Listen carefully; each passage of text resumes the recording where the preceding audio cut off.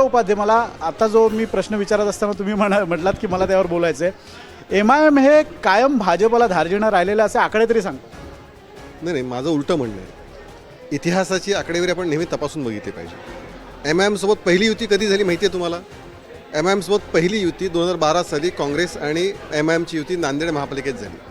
आता बऱ्याच जणांना आठवत नाही किंवा सांगायची इच्छा नसते. म्हणजे MIM चा प्रवेश स्वीकार हा काँग्रेसनी त्याच्या आधी 2010 हैदराबाद महापालिकेत सुरुवात झाली.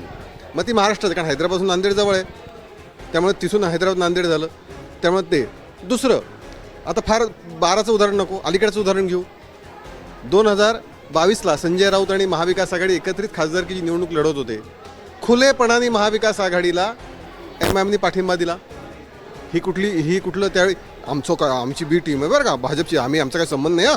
मतं चालतं, युती कोणी करायची, काँग्रेसनी करायची, मात्र बी टीम कोण, मात्र आमची. तिसरं मी आकडेवारी उगाच वेग बोलायचं नाही. तिसरं, अमरावतीमध्ये MIM आणि शिवसेना उभाठाणी उघडपणे हे केली.